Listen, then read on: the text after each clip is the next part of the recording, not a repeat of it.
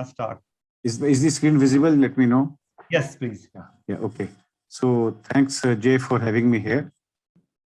See, I'm going to present a relatively simple case, which looked very simple, but I was caught during surgery by this problem of cannula, repeatedly going subretinal. So we all confirm this position of the cannula before we start, but there are these situations of bullous detachment which may occur perioperatively also, and conditions where choroid is expected to be thickened. The conditions like hypotony, uveitis, and endophthalmitis and other situations.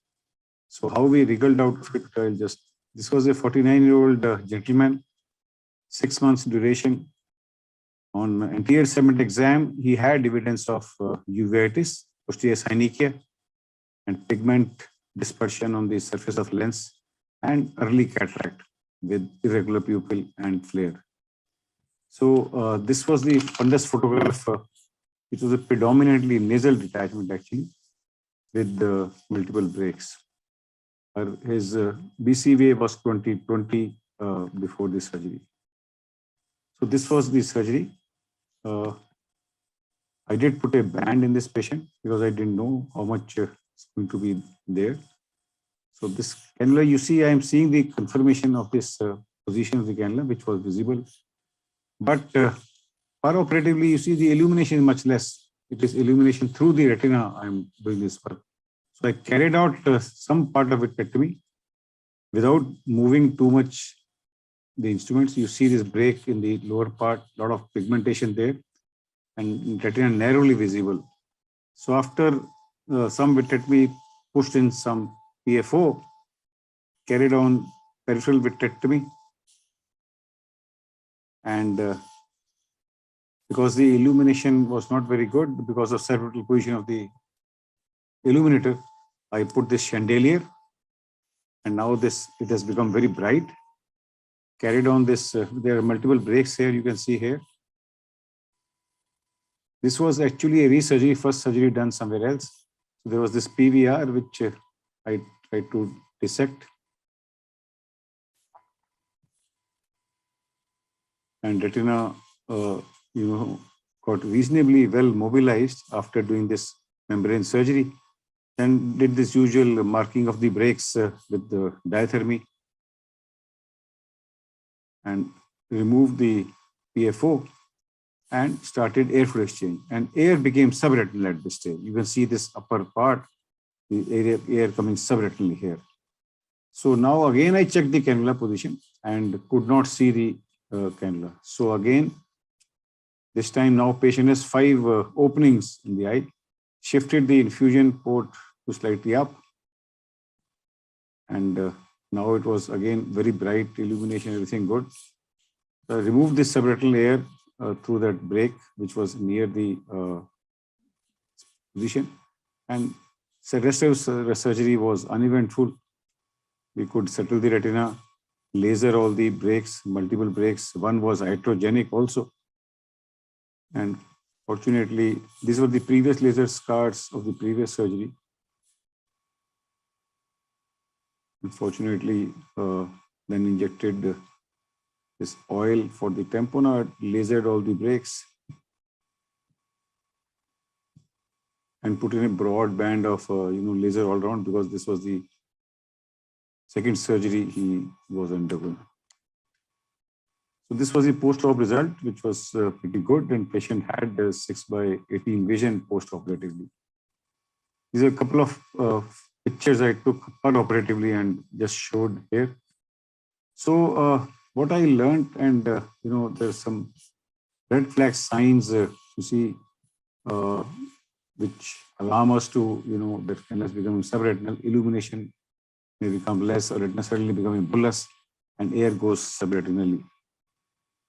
So if it is that situation, apart from maintaining your calm and not moving instruments too much, which may traumatize the retina, and avoiding frequent exchange of instruments, because they can lead to a lot of complications. So I did change ports twice in this patient in relation to the bullous retina. Other thing is, port entry should be 1 step rather than 2 step, what we do normally in 25 or 23 gauge cannula. So it should be straight, especially in patients who have expected thickened choroid. Like in this patient had uveitis, or patient sometimes may have CD plus RD or small pupils endophthalmitis. So in these such situations, it's always better to go straight in and avoid what I faced in this patient twice challenge of uh, uh, cannula becoming subretinal. This is what I wanted to share, and will invite comments from all of you. Very nice case. Thank you so much for sharing. This is very, very practical, and we face this every day, I believe. But sir, I had a question that was, how was the intraocular pressure before the surgery? Blood pressure well controlled. It was not hypotenuse eye. Oh, okay. It was not a hypotenuse. There were some evidence of uveitis there. As you could see, there was pigment on the lens surface, synechia, and but hypotony was not there. Okay. Dr. Hemant Murthy, any thoughts, any comments? I think because of the inflammation that was pre-existent, I think choroid was thicker. That's generally the case. So I think these are problems that we encounter daily about the position of the cannula. One other thing is I always tape the cannula once I put in so that it doesn't get displaced when you are doing the surgery, because during surgery and depression, sometimes the cannula gets dislodged. So I ensure that the cannula is locked and kept taped so that it doesn't move. Other than that, I think you need to keep checking. If you have any doubt of cannula being subretinal, I think it best is like what Dr. Lalit did, change the site and continue with surgery. That's true. Good. Any other comments? The other thing which I learned was go straight in. Go straight in. True. So, Yeah. all right, so let's move. So, yeah. You were saying something.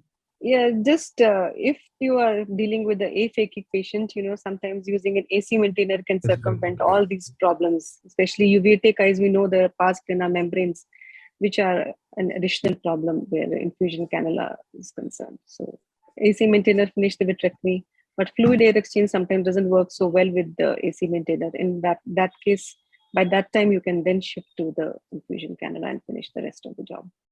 I agree with Praveen. You see, we frequently do that in pseudophakic or aphakic patients, that your primary infusion is going from the anterior chamber. Great. Yeah, and another thing which I found is that we should tape the cannula, which he means that, because sometimes your assistant may move the cannula and you suddenly realize that it's gone subretinal. I've experienced it twice. So, it's very important to tape the cannula. The other thing which I learned was after you release the PVR, sometimes retina may become bullous, and then also, as Hemant was saying, if you are pressing there too much, then it may become subretinal during the surgery. Great. Let's